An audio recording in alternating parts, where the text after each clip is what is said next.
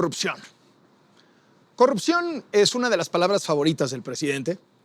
La ha dicho más de 4,600 veces. Al principio, como promesa de que iba a acabar con ella, y ahora como justificación de todo lo que falla en su gobierno. Nada es su culpa. Todo es culpa del pasado. Quizá lo que más sorprende es que el presidente repite una y otra vez que ya se acabó la corrupción. Para el presidente, la corrupción no existe en su sexenio. Nadie de sus cercanos la practica. Pero la realidad es otra. Los casos de corrupción se acumulan y gozan de total impunidad. Nada más es cosa de ver el 2020 que acaba de terminar. Hoy le hemos preparado el calendario de la corrupción. 12 meses de 2020 y ni uno se salva. Enero. Enero empezó con la sorpresa que nos dejaron las vacaciones navideñas. Cuando todos andábamos distraídos, se anunció la oficial exoneración de Manuel Bartlett por el tema que le revelamos de las 23 casas y 12 empresas no declaradas que posee con su familia.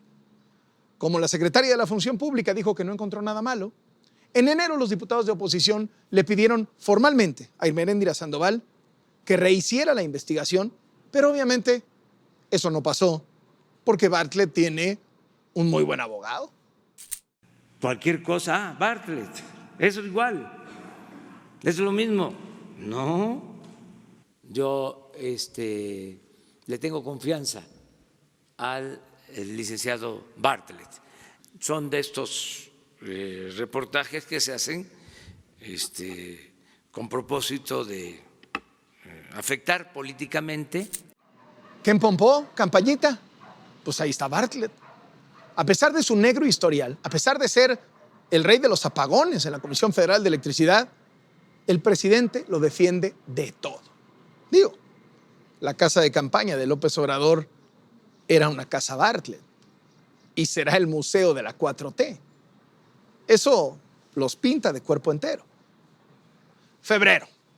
Llegó febrero y con él una auditoría que revelaba desvíos por 30 millones de pesos dentro de la CONADE a cargo de la medallista olímpica Ana Gabriela Guevara. Ojalá hubiera sido el único escándalo, pero no. También la han denunciado por corrupción, nepotismo, cohecho, extorsión e incluso tentativa de homicidio.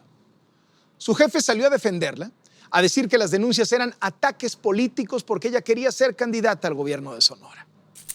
Hay que tener en cuenta de que ya se acercan las elecciones, se aprovecha para hacer cuestionamientos, muchas veces sin pruebas, sin fundamentos.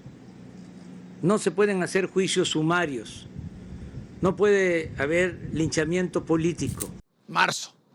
Se publicó el estudio sobre las facturas falsas en el sector salud.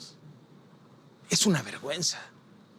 Desvíos por más de 4,000 millones de pesos que, si bien comenzaron en 2014, en el corrupto sexenio de Peña Nieto, siguieron en el sexenio de López Obrador, en el IMSS, en el ISSSTE. ¿Y qué ha hecho el presidente? Hablar del tema en general, como si fuera algo que ya no sucede, que ya no se hace. Vamos a dar a conocer en qué consistía este fraude a la nación, cómo operaban, quiénes eran los responsables. Abril, el IMSS otorgó un contrato a una empresa del hermano de su director, Zoé Robledo. Fue la punta del iceberg, porque después supimos que había más contratos vinculados a empresas de su familia. Y ya entrados en la pandemia, salieron a flote irregularidades en los contratos que firmó el Seguro Social para la compra de insumos médicos, algunos a sobreprecio, otorgados a empresas sancionadas por el propio gobierno. El presidente pidió una investigación, pidió limpiar la casa, acusó de corrupto a alguien. No. Quiero dejar de manifiesto mi confianza hacia Zoé Robledo. El que nada debe, nada teme. En mayo, en plena crisis por el COVID, León Manuel Bartlett, el hijo del titular de la CFE, Manuel Bartlett, aprovechó para comercializar equipo médico a sobreprecio. El caso más sonado fue el de los ventiladores que vendió al IMSS 85% más caros de su precio normal. Pero además, también obtuvo contratos con el ISSSTE, con el Ejército, con la Marina, por un total de 162 millones de pesos. Su empresa nomás estuvo inhabilitada un ratito. Rápido le levantaron las sanciones para que pudiera seguir haciendo negocios con el gobierno. ¿Y qué dijo el presidente? Repitió el patrón, lo mismo que con el papá. Lo que está en el fondo es ese afán de querer debilitar a nuestro gobierno. Esta es una información que dio a conocer la Asociación Mexicanos a Favor de la Corrupción, ¿no? En junio quedó claro que hasta la encargada de combatir la corrupción, Irma Eréndira Sandoval, tiene casas de sobra, 6 en total, junto con su marido, John Ackerman, uno de los propagandistas del gobierno. La más célebre es la casa construida en un terreno que le regaló el gobierno de la Ciudad de México en tiempos de Marcelo Ebrard. Las otras 5 las compraron en un lapso de 9 años y de contado. Frente a la denuncia, ¿alguien pidió una investigación? No.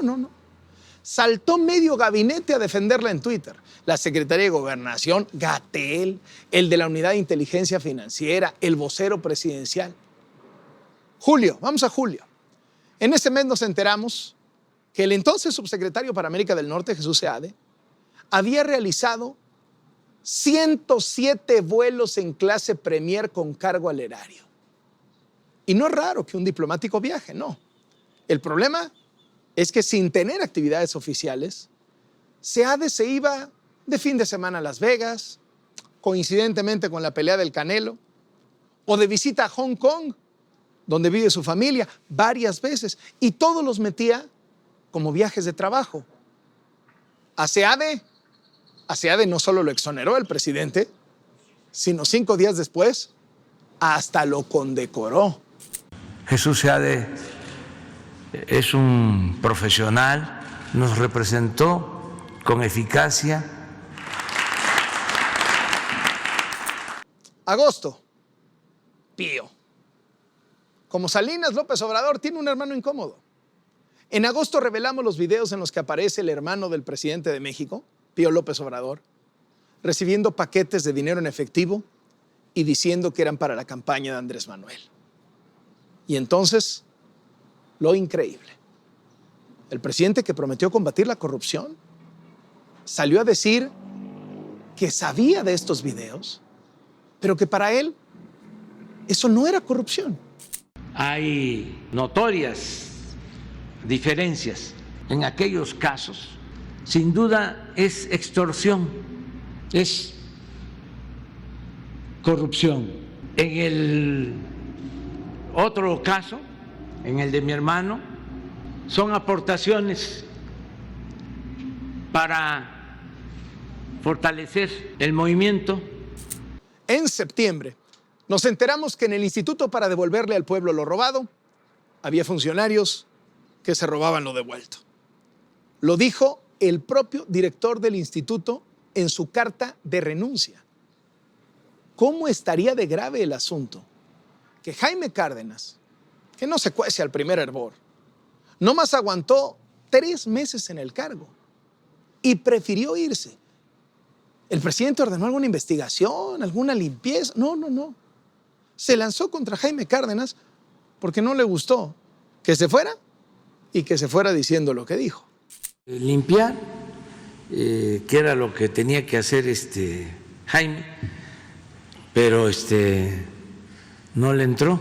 Pero esto es más que nada un asunto politiquero. En octubre el escándalo fue por el aumento en las compras de gobierno a través de adjudicaciones directas. En campaña, López Obrador criticaba las adjudicaciones directas por ser una puerta de entrada a la corrupción. Pero ahora en su gobierno son lo más común. Hoy hay más adjudicaciones directas que en tiempos de Peña Nieto. El 80% de los contratos hoy no se licitan. ¿El presidente quiere revertir eso? ¿Quiere remediar eso? No. Él dice que ya no hay problema con no hacer licitaciones porque ya nadie roba.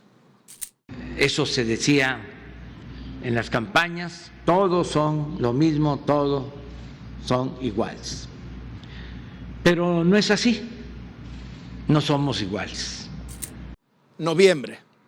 Los escándalos de corrupción salpicaron a dos de sus más cercanos, su vocero y su secretario particular. Se reveló que el vocero presidencial Jesús Ramírez pagó 58 millones de pesos a una empresa fantasma para imprimir el periódico morenista Regeneración que él dirigía.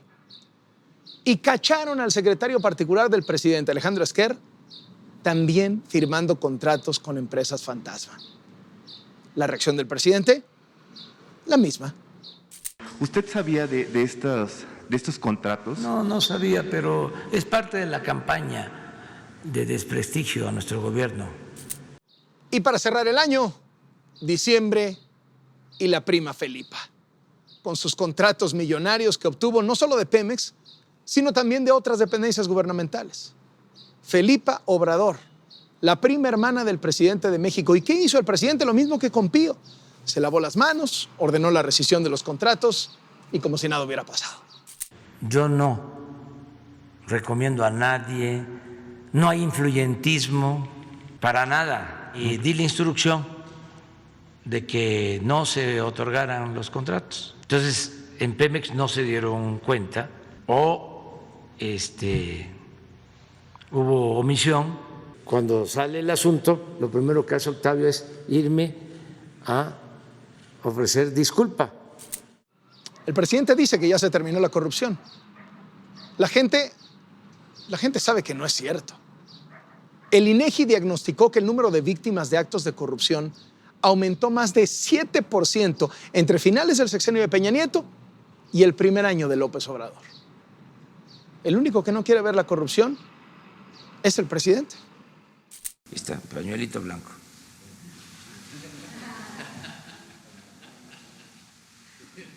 No hay corrupción ni impunidad. Banderita blanca, pañuelito blanco, pañuelito blanco. No hay corrupción, me atrevo a decirlo, a sostenerlo. Y quiero que me tapen la boca. Puedo sacar mi pañuelito blanco. No les gusta a los conservadores, pero mi pañuelito blanco. Me lo dice el diablito, dice, sácales el pañuelito blanco a los conservadores. ¿Puedo sacar mi pañuelito blanco? Mi pañuelito blanco. No sé si traigo mi pañuelito, pero sí lo traigo. Yo no lo puedo dejar, son las costumbres de antes. Pero bueno, pañuelito blanco. Ya puedo sacar mi pañuelito blanco. Pañuelito blanco. El presidente no roba.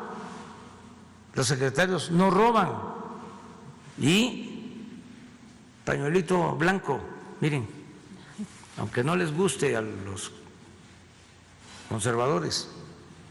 Una vez más, la realidad es otra. Soy Carlos Loret de Mola. Esto es Latinos.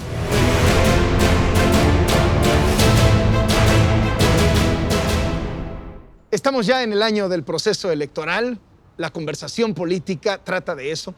Y hoy en Latinos quisimos tener justamente un diálogo entre las tres fuerzas políticas que aparecen en las encuestas en una posición más relevante de cara a la elección de junio de este año. Los presento por estricto orden de registro de sus partidos para que no haya bronca. Héctor Larios, quien es el secretario general del PAN, muchísimas gracias por venir. No, por el contrario, gracias, Carlos. Gracias a Carolina Villano, quien es la secretaria general del Partido Revolucionario Institucional. Muchísimas gracias.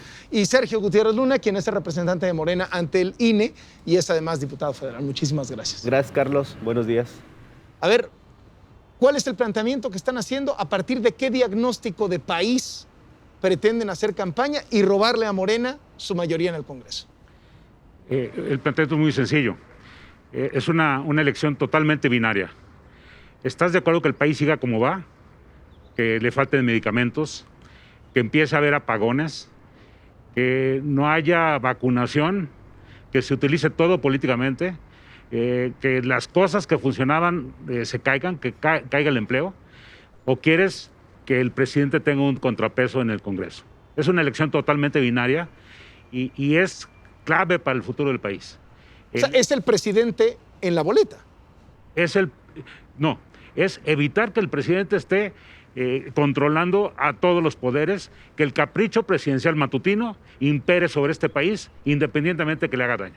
¿Cuál es el planteamiento del PRI? ¿Cuál es el diagnóstico de país? Van juntos en más o menos la mitad del país, pero van separados en la otra mitad. ¿Cuál es el planteamiento y cuál es el diagnóstico? El diagnóstico del país es que hoy no tenemos contrapesos que nos permitan tener de entrada un presupuesto que dé suficiente recurso a salud, a medicamentos, un presupuesto que nos permita que los servicios sean de calidad, que tengamos seguridad que se nos ofreció y sobre todo que las mujeres que hoy están sin empleo, son las más afectadas por la pandemia, tengan también espacios que les den autonomía y que les permitan pues salir solas con dignidad a ganarse la vida. Entonces, nuestro planteamiento es contrapeso, más transparencia y que haya democracia. Hoy los órganos autónomos pues están siendo atacados para centralizar más el poder. Meter al presidente a la elección y hacer la decisión a partir de estás o no de acuerdo con el presidente, ¿no es una mala estrategia considerando que el presidente es muy popular, incluso más popular que su propio partido? Nosotros no estamos, esta no es una campaña contra el presidente, es una campaña contra la ineficiencia de un gobierno morenista, contra la ineficacia, es una campaña contra un gobierno de ocurrencias, contra un gobierno que polariza todo, un gobierno que manipula, que no permite que haya una participación democrática y sobre todo transparente, que miente todos los días. Ustedes, ¿cuál es el planteamiento y cuál es el diagnóstico? Primero, esta no es una mesa de 3 fuerzas políticas, es una mesa de 2 fuerzas políticas. Ellos son el PRIAN, nosotros somos Morena. ¿Cuál es el planteamiento? Justamente ese. Regresar a lo que ha sido el PRIAN durante décadas, saqueo, corrupción, lo que nos han venido heredando, o seguir consolidando esta cuarta transformación. ¿Qué queremos nosotros? Queremos ganar la mayoría en la Cámara de Diputados para continuar transformando al país. Evidentemente, palpamos, entendemos, conocemos que la ciudadanía no quiere regresar a ese PRIAN, que durante años fue algo que un clásico de ellos mismos llamaba política ficción. Hoy vemos que no es política, está en los hechos, es jurídicamente algo real, la coalición que ellos conformaron, que siempre antes fue algo soterrado, ahora es evidente. Contra eso es contra lo que nosotros estamos de alguna manera impulsando para continuar con esta transformación que inició el presidente. Se dice mucho que el presidente es un activo electoral para Morena, pero ya cuando vamos a las candidaturas locales, algunos de los aspirantes a las gubernaturas, a las alcaldías, ahí se le puede tropezar, ahí se puede caer la aspiración de Morena de consolidar su mayoría en el Congreso, pues digamos con este voto que puedan jalar los candidatos a gobernador, los candidatos a alcaldes. ¿Cómo la ven ustedes? ¿Son más débiles en lo local que en lo nacional? Mira, yo creo que la elección va a ser una elección muy regional. Va a ser una elección donde los estados van a tener un peso específico, donde ¿Y hay eso le elecciones conviene a Morena?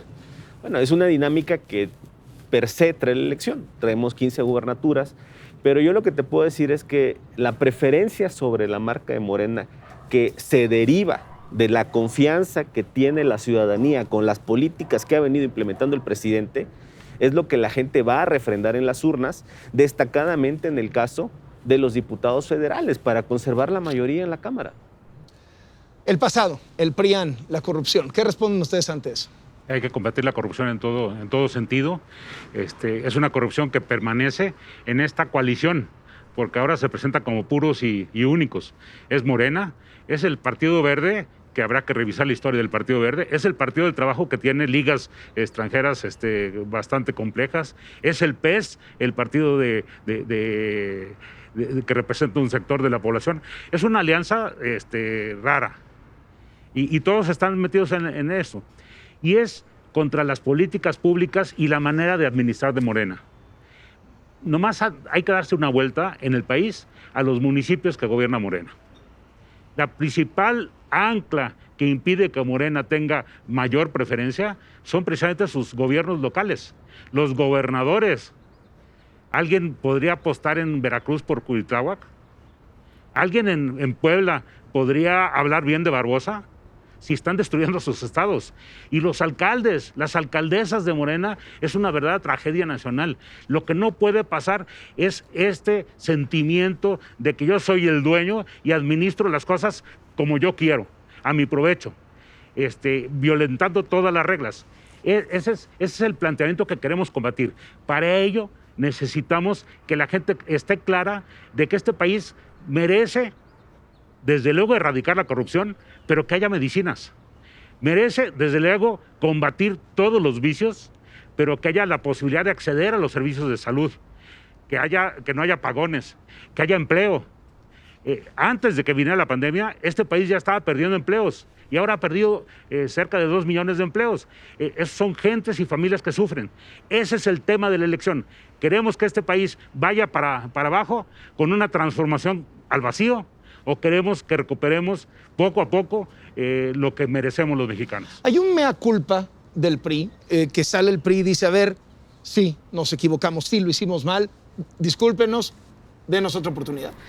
Mira, en una parte hay quienes se equivocaron, tienen nombre y apellido, no es la institución.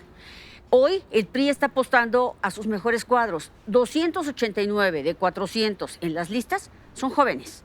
Hoy estamos apostando a jóvenes preparados que aman a este país, queremos mostrar lo mejor y, por supuesto, tener una mejor versión del partido. Esta no es una alianza ideológica, esta es una alianza por México, porque vemos que nuestro país va en retroceso completamente en muchas cosas.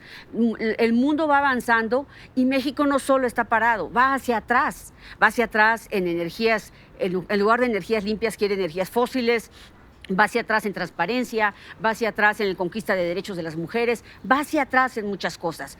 Y justamente nuestra alianza no es contra el presidente. En los gobiernos locales, es cierto, tanto gobernadores como municipios, no tienen idea de lo que tienen que hacer. Hoy hay un gran deterioro de las instituciones, de los servicios y de todo ello. Sé que Morena le apuesta a colgarse del presidente. Pero no es así. Esta es una contienda donde la gente sabe quién va a ser candidato a alcalde, quién va a ser candidato a diputado. Los diputados federales actuales de Morena, que son los que ganaron la mayoría y tienen una sobrerepresentación porque hicieron fraude a la ley con los demás partidos, esa sobrerepresentación es la que los lleva a que ellos impongan lo que quieren en la Cámara, sin la visión de los demás. Y realmente cuando el PRI gobernaba, cuando tenía un número importante en la Cámara, yo he sido parte de 3 legislaturas, más de 200 diputados, escuchábamos a las minorías, incorporábamos sus visiones siempre, nos sentábamos a escucharlos. Si había una expresión de la sociedad civil que se quejaba de algo respecto de las mujeres, respecto de los grupos minoritarios, siempre había una mesa para escucharlos e incorporar su visión en las reformas legislativas. Hoy no hay eso, hoy hay una aplanadora, no hay manera de dialogar. Ahora, lo que dice Morena es, son el PRIAN, ahí está la prueba, los que llevaron a México a la desgracia, los que hicieron que toda la gente volteara a ver a López Obrador, ahí está, se están juntando. Yo lo que te diría es que Morena, a los que tiene gobernando son a muchos expriistas. Y tiene también ahí a muchos expanistas. Y tiene ahí a muchos perredistas. Y que inclusive son los que están en primera línea trabajando y dando resultados. Entonces, creo que es un doble discurso. Y finalmente, nosotros hemos hecho alianza de trabajo en la Cámara con muchos partidos, no solo con el PAN, con el PRD. Morena, por supuesto, yo fui legisladora antes de que llegaran a ellos al gobierno y estaban en no. Ellos para todo eran no. No había diálogo. Simplemente de entrada su política era no, no y no. Y eso es lo que nos ha llevado a lo que tenemos. Entiendo que es difícil para el PRIAN entender un cambio de paradigma. La inercia de décadas, cuando viene de tajo un cambio, que es lo que ha venido impulsando el presidente durante varios años, y su implementación es difícil de entender. Vamos al tema de los candidatos. En el tema de los candidatos, hablan de tener los mejores candidatos. Varios medios de comunicación han dado cuenta que las listas del PRIAN, del PAN y del PRI, están llenas de familiares y de burocracia partidista, es decir, lo mismo de siempre. Ahora, toca un tema importante. Yo soy diputado, estoy en la legislatura, en la actual Cámara de Diputados. En muchas ocasiones hemos construido y han salido de manera unánime diversas modificaciones constitucionales y legales. Morena sí ha tenido la voluntad de escuchar, de incluir y de consensar acuerdos para generar mejoras en la estructura jurídica del país. Ahora, no vamos a abdicar, y eso definitivamente lo digo muy claro, no vamos a abdicar a nuestras premisas por las cuales la gente nos llevó al poder en el legislativo, en el ejecutivo, porque justamente lo que la gente quería es un cambio y es en lo que estamos. A ver, dicen, veníamos mal y la pandemia nos puso peor, pero ya veníamos mal a consecuencia del gobierno de Morena. Y otro de los argumentos es, ¿por qué critican al PRIAN si están llenos de expanistas, expriistas y experredistas? Eso de están llenos es muy, muy relativo. La verdad es que no comparto ese tema. A ver, dices, veníamos mal y estamos peor por el tema de la pandemia. El tema de la pandemia es algo que la humanidad no esperaba, que ha afectado a todos los países, algo que nos sacó de nuestra realidad y que estamos administrando en una u otra medida las diversas economías del mundo. Todos los pronósticos dicen que este año va a repuntar la economía. Se han tomado medidas para que así sea. Evidentemente, muchas medidas pasan, por ejemplo, por dar un ejemplo muy elemental, por el que todos paguen los impuestos. Ha habido una nueva, o está implantándose una nueva política donde hay un respeto a la obligación tributaria que tenemos todos y que no haya evasores, como sucedía sobre todo destacadamente en la época del PRI, donde se condonaban de manera criminal impuestos muy importantes para beneficiar a empresarios. ¿Consideran para Morena que el saldo y la gestión de la pandemia es para presumirse, es para que sea un activo que en campaña puedan decir, miren lo bien que lo estamos haciendo? No hay manera de decir que el tema de la pandemia pueda presumirse en ningún sentido. Es algo lamentable, es algo no deseable. Han habido muchas pérdidas y nosotros, el gobierno y la Cámara de Diputados, ha tomado manos en el asunto. Veíamos un dato, ahorita está el tema de las vacunas. 10 países están concentrando el 75% de las vacunas. Las vacunas están siendo concentradas por quienes las están desarrollando, que se están vacunando primero. Entonces, bueno, en toda esta dinámica global, México ha sorteado de manera eficaz este tema. Para presumirse, definitivamente no, Carlos. ¿La pandemia va a ser un factor central de lo que lleve a la gente a votar en un sentido o en otro? Me parece que la pandemia es una tragedia que se agravó por el mal manejo. Y no más es de comparar cuántos habitantes tiene México, cuántos habitantes tienen otros países. Y México, de acuerdo con varios calificadores que estudian este tema, es quizá el último país, lo cual significa la pérdida de familiares, de amigos, de gente cercana a nosotros que todos los mexicanos lamentamos, que pudieron haberse evitado, porque desbarataron el sistema de salud, porque se negaron a aplicar lo que todo mundo aplicó. Detecta quién está infectado para poderle dar seguimiento a los contactos que tuvo y detenerle la infección. No, aquí no. Aquí las pruebas no sirven. Aquí se obstaculizó, se prohibió durante varios meses a cualquier laboratorio aplicar pruebas. ¿Por qué? Porque eso diría a los mexicanos que hay varios infectados y entonces no estamos manejando bien. Y el resultado son una cantidad de muertos que lamentablemente supera cualquier país en proporción. Y la vacunación, Chile es un país que tiene, no sé, 6, 7 veces menos habitantes que México y tiene 6 o 7 veces más de vacunas aplicadas. No compararnos con los 2 millones diarios de vacunados en Estados Unidos. Compararnos con países semejantes a nosotros y somos de los peores. Y todo eso significa vidas. Pero mira, ahorita hablaba aquí el representante de este conglomerado de partidos que se alimentó de puros partidos anteriores, el de la pureza de sus candidatos. Porque no importa que mujeres de hace varios años hayan tenido el valor, la entereza de denunciar de abuso, de violación a un candidato y el presidente lo avala, que el pueblo decida. Total, si violó a 3 o violó a muchas más, ese es un tema que puede pasar porque Morena lo limpia todo. Me parece y habría que, no quiero meterme ahorita en la lista, pero tienen un conjunto de candidatos que están hiper señalados, y no señalados, con pruebas contundentes de corrupción y demás. Entonces me parece que este es un tema que también no puede estar así como habla. Somos dos partidos diferentes, el PRI y el PAN. Claro que mediáticamente quieren volverlo, pero allá no, allá todos marchan al unísono y pueden hacer trucos hasta que en un lado el candidato lo lanzan por un lado porque les da miedo lanzarlo a Gallardo en San Luis Potosí, pero tratan de pavimentarle el camino para que llegue con uno de sus aliados. Esa simulación, ese daño que le están haciendo al país es lo que la gente tiene que ver, porque déjame terminar con el tema de la economía que también hablaba. La economía ha sido pésimamente manejada. También hay comparativos internacionales. No ha habido un solo apoyo real a proteger el empleo. Se han perdido los empleos de una manera impresionante. Pero los pronósticos de recuperación son de 3 o 4 años. Y este presidente que habla que antes impuestos y demás, nomás pase la elección y va a empezar a plantear nuevos impuestos, porque se acabó todos los guardaditos que había, destruyó todo lo que había para tomar el dinero y poderlo gastar él, y ya se lo gastó. Nomás terminan las elecciones y los mexicanos van a acordarse porque no tiene otra manera. Va a empezar a plantear nuevos impuestos que no existían, va a aumentar los que existen, no tengan ninguna duda. Por eso hay que detenerlo. Bueno, yo creo que todos los indicadores, hoy nuestra economía está peor, el sistema de salud venía mal desde antes de la pandemia, los derechos de las mujeres vulnerados desde antes de la pandemia. La pandemia no tiene la culpa el gobierno, mucho menos el presidente, pero sí de las decisiones que se tomó al respecto. Y eso sin duda nos ha colocado en una posición de desesperanza, de incertidumbre, y me parece que ese es el tema para el que hoy tenemos que ir a la Cámara, para corregir que haya una seguridad social, que sea un piso parejo para todos, donde puedan salir adelante solos, sin esa dependencia que se está dando a través de los subsidios. Hay un doble discurso. Hay un doble discurso de honestidad. Nosotros estamos de acuerdo con las medidas de austeridad, pero no en la salud.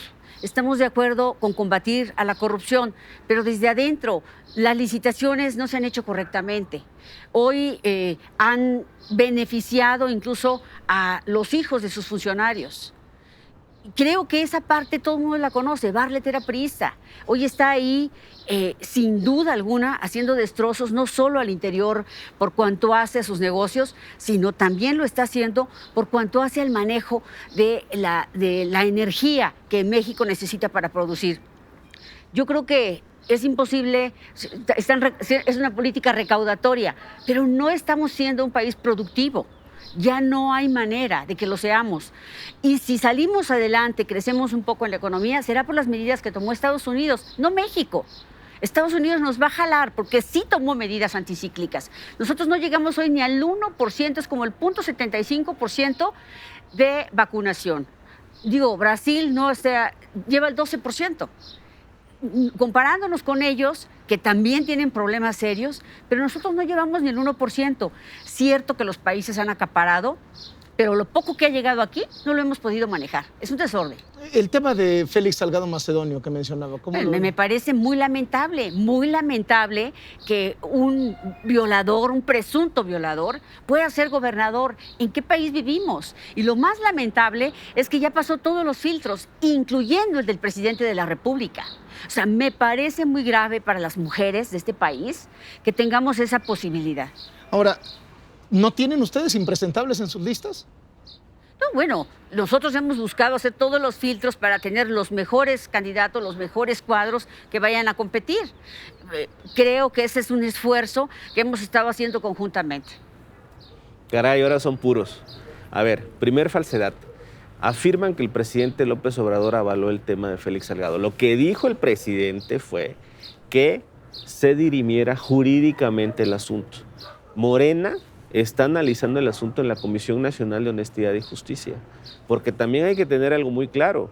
A ustedes cuando les conviene hablan de Estado de Derecho, hablan de aplicación de leyes, pero la verdad es que no hay una sentencia firme. Entiendo la parte política, no la debato, Carlos, pero también creo que hay que ser serios y decir no solo en el discurso político, como lo acaba de afirmar la secretaria general, que es un violador. No hay ninguna sentencia que así lo diga. Se está analizando. se está analizando y se está Tres analizando de manera... personas en diferentes y se tiempos está- denunciaron. Se está analizando de manera seria por la Comisión Nacional de Honestidad y Justicia. Esperemos que salga la resolución. ¿Puede caerse todavía esa candidatura? Definitivamente, si la comisión así lo resuelve, puede suceder. Eso es lo que se ha dicho. Otros dos cuestionamientos. Mala gestión de la pandemia, tanto en los de salud como en lo económico. A ver, tema de la pandemia. Hablan de las muertes, muy lamentables todas. Tenemos una herencia de problemas de salud derivado del sistema que ellos nos heredaron insuficiente, pero no solo eso, de la indebida alimentación y medidas que debe de haber tenido la población durante décadas. Les costó décadas y se resistían incluso en esta legislatura a la reforma que impulsamos sobre el etiquetado frontal. Ahora puedes ir al súper y darte cuenta cuáles son los alimentos que hacen daño, que durante décadas, por solapar a esas empresas para seguir obteniendo esas ganancias, el PRIAN que está aquí presente lo solapó. Fue Ahora iniciativa nos nuestra dicen, también. la gente se murió. Sí, claro, venían afectados por lo que ustedes durante décadas solaparon para que pudieran estas empresas seguir vendiendo. Ahora es una realidad, el etiquetado ahí está. Cualquier persona lo sabe. Yo pienso que a los dirigentes aquí del PRIAN les hace un poco de falta caminar por las colonias, caminar por las calles. Hay apoyo de la gente y los apoyos sí han llegado, Carlos. Sí han llegado. No a los grandes empresarios, no otro Fobaproa. El apoyo a adultos mayores ahí están, las becas ahí siguen. Ha habido apoyos específicos para personas que han perdido a sus familias. Ha habido apoyos para créditos a los que menos tienen. Por décadas esto fue canalizado a la cúspide, ahora no, ahora es a la base. Si ustedes caminan por las colonias, si van y preguntan a la gente, se van a dar cuenta que sí está permeando eso, que con las personas que ustedes hablan, pues definitivamente no lo perciben. Hay que caminar por las colonias, Sergio. Sí, claro, lo hago diario. Hay que ir a verlo con los changarros. Algunos, minúsculo proporción, recibió un crédito de 25,000 pesos, que no les alcanzaba para pagar lo que deben nada más de la renta, mucho menos de los sueldos. Las empresas terminaron cerrando. El manejo de los apoyos es totalmente falso. Lo que existen son programas que dan dinero a los estudiantes, por ejemplo, las becas Benito Juárez, y del dinero que destinan, de cada 100 pesos, se queda en los operadores de Morena, se queda la mitad, se lo roban. Eso era en la época del PRIAN, ¿eh?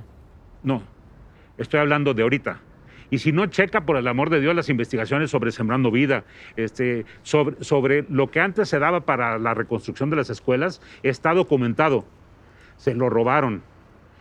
Lo que hay es un reparto que sí llega a mucha gente, debía llegar a muchísimos más, pero que no tiene un enfoque de sacarlos de la pobreza, sino de crear una clientela electoral. Eso es lo que hay.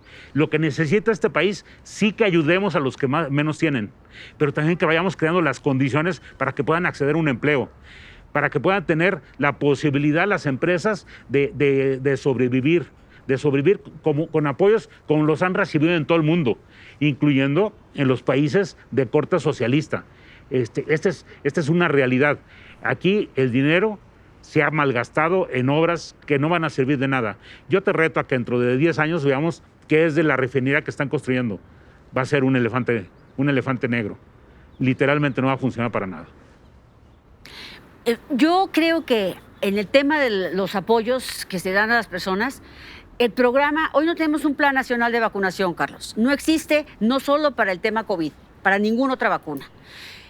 Mucho se desmanteló porque quitaron el anterior sistema de salud para poner uno que no acabaron de poner, no tiene reglas. Pero además de eso, había un nivel de corresponsabilidad en los programas, por ejemplo, el de Prospera.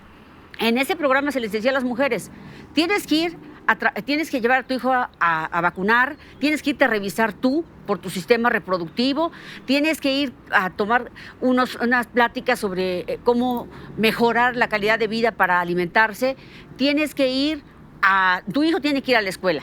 Si tú no haces todo eso, pierdes el programa. Es decir, yo te pedí a cambio cuidarte y mejorar.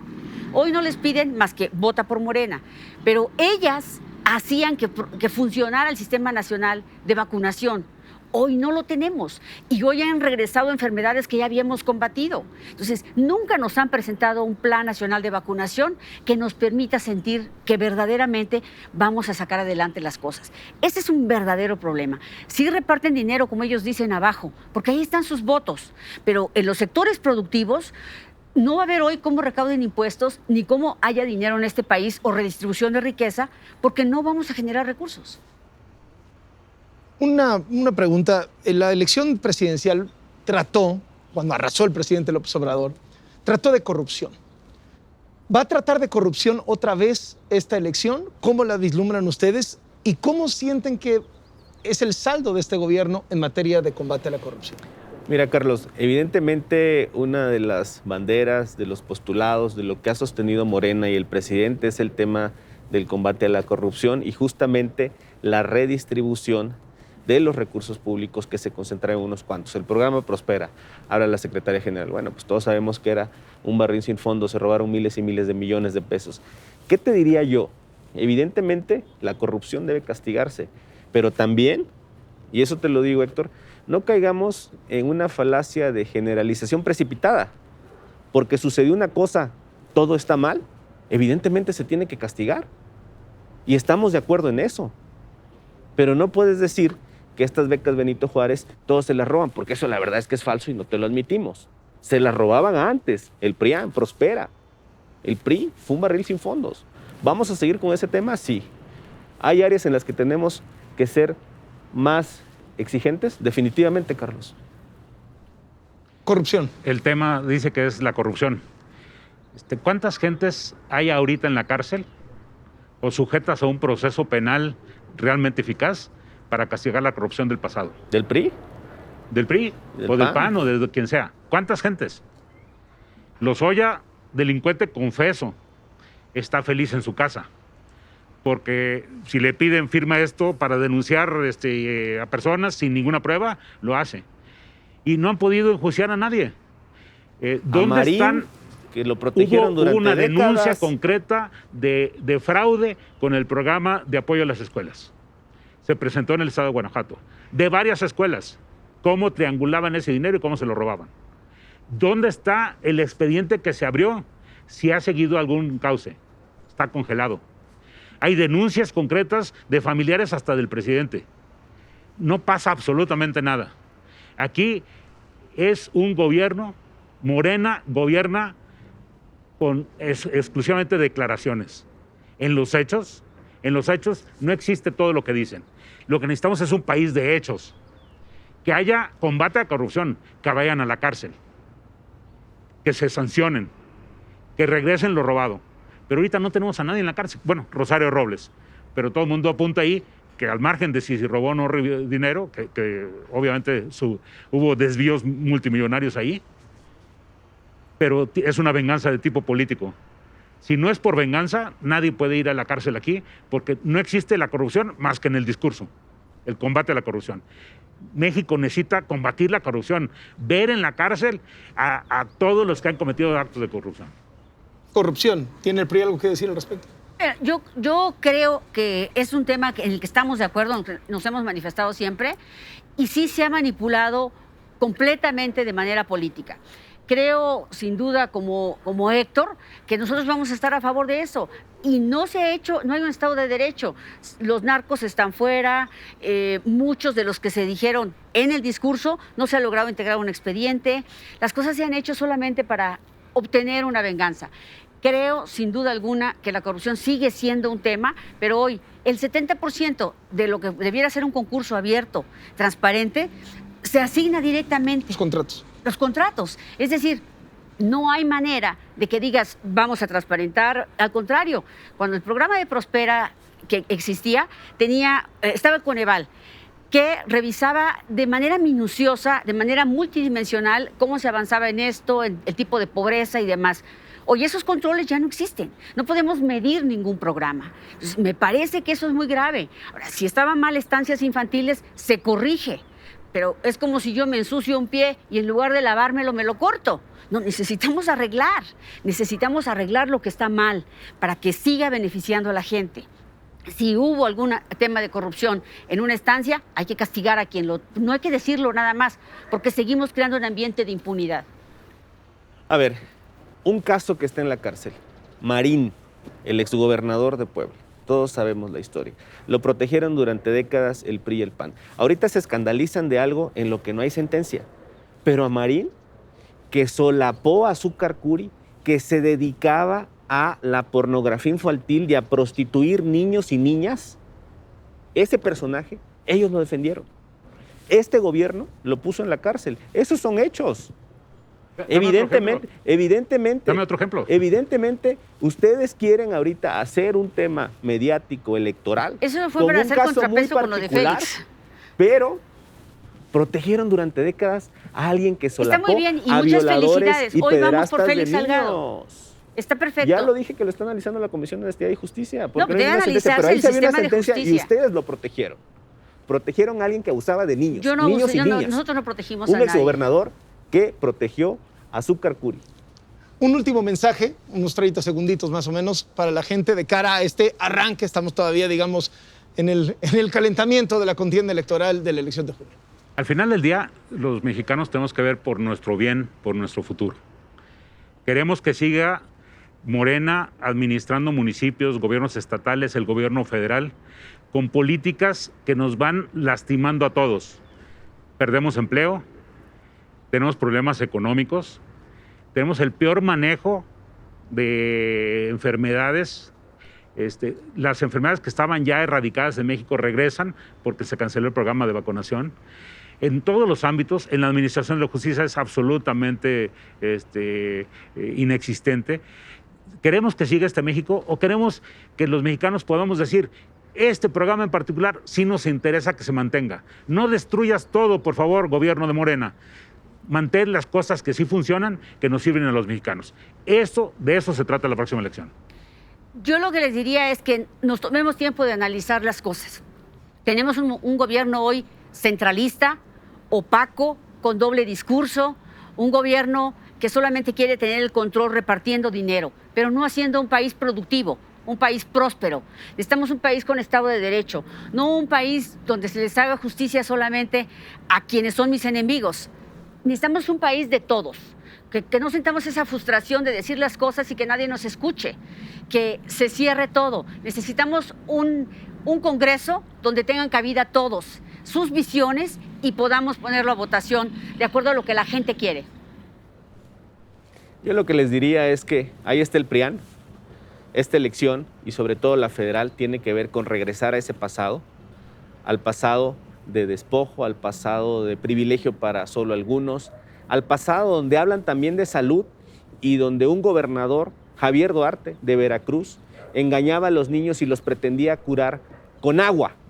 Él les daba agua a los niños, mientras otro exgobernador protegía a personas que abusaban de los niños. Lo que nosotros proponemos ahora es que los recursos, los apoyos sean para quien más lo necesitan, que durante años, durante décadas fueron abandonados por este PRIAN, que hoy se quita las máscaras y que está aquí presente dando la cara porque quiere recuperar sus privilegios.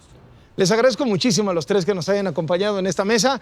Muchísimas gracias, Héctor Larios, Gracias, secretario general del PAN. No se van a cambiar de partido, ¿no? Porque ahorita hay más chapulines que en restaurante oaxaqueño, ¿no? Quiero pensar que seguirán siendo del PAN, del PRI, de Morena, si los vuelvo a invitar a una mesa en unos meses. Claro que sí, Carlos. Con mucho gusto, Carlos. Ya está. Muchísimas gracias, Carolina Al Villano, contrario, secretaria Carlos, general gracias. del Partido Revolucionario Institucional. Sergio Gutiérrez Luna, muchísimas gracias, representante de Morena ante el INE. Seguimos en Latinos.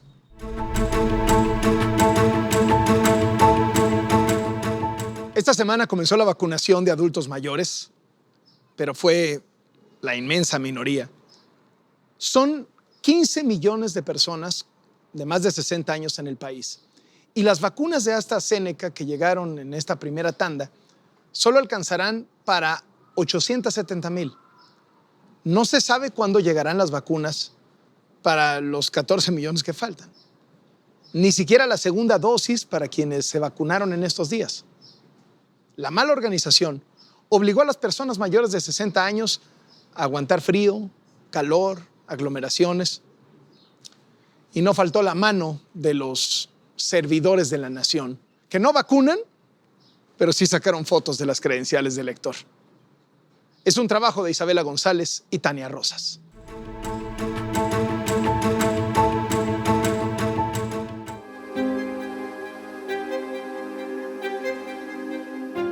A Eleuteria Lara, la pandemia de COVID-19 no la detiene. De ella depende su negocio y por eso fue de las primeras en vacunarse. Aunque me dé miedo, digo, la necesidad es mucha. María Antonieta Castillo sabe que el virus es mortal y prefiere prevenir.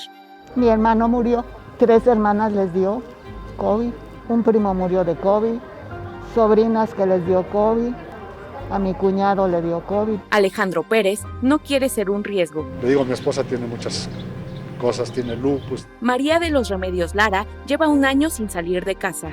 ¿Cómo ha sido su vida con la pandemia? Le digo, ¿cómo? Del nabo, encerrada. Salgo a lo necesario. Sara Argüelles sabía qué vacuna en específico ponerse. Yo tengo muchos meses encerrada y yo me quería poner la vacuna de AstraZeneca.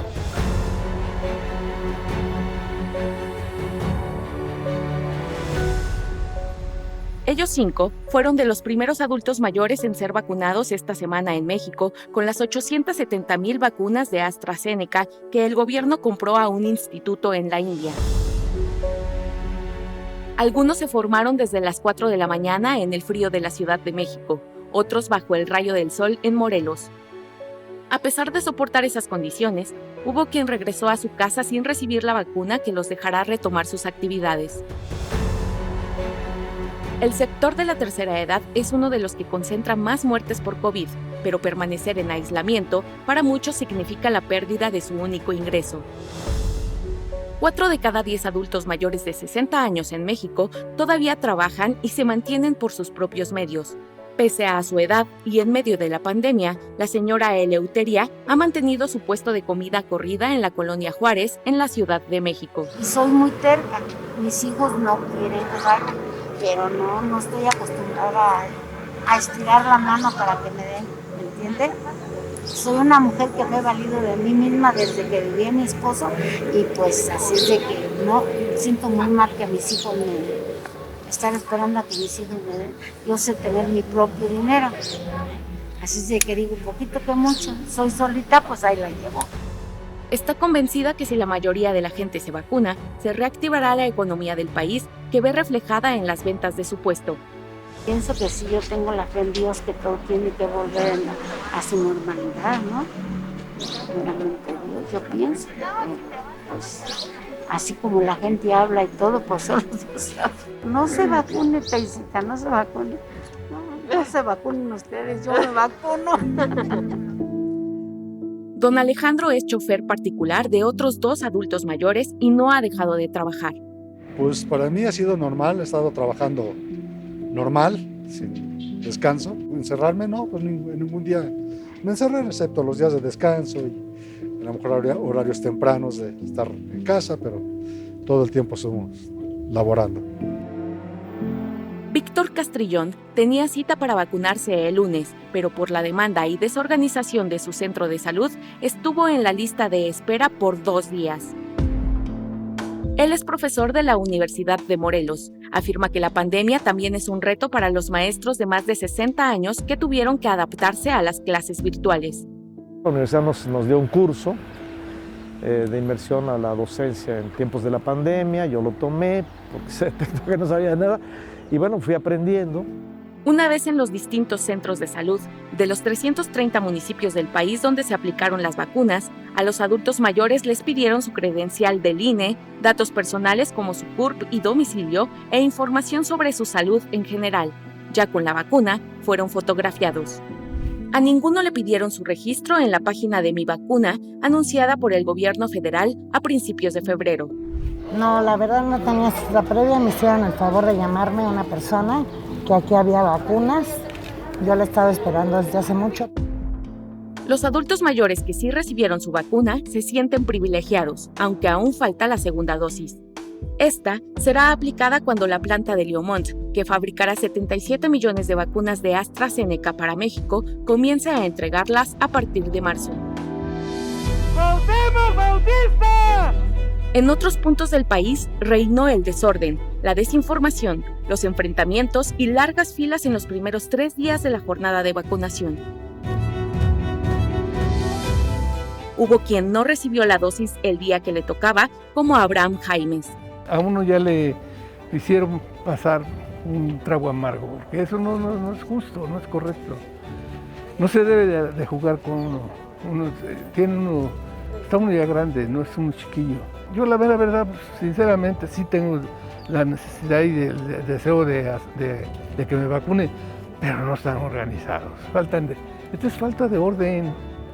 Hacen lo que quieren. Roberto García es otro de los que no tuvo suerte a la primera. Debió buscar un segundo centro de vacunación. Fui al lugar donde me asignaron y no hay ningún módulo. Por eso nos regresamos aquí al centro de salud y aquí están atendiendo tanto a personas que tienen cita como a personas que no tienen cita. Entonces es un caos. Los 14 millones de adultos mayores que no alcanzarán una vacuna de este embarque tendrán que esperar aún más porque los últimos lotes que llegaron al país, ahora de la vacuna Pfizer, serán para aplicar las segundas dosis al personal de salud y a los maestros de Campeche que fueron vacunados en enero pasado.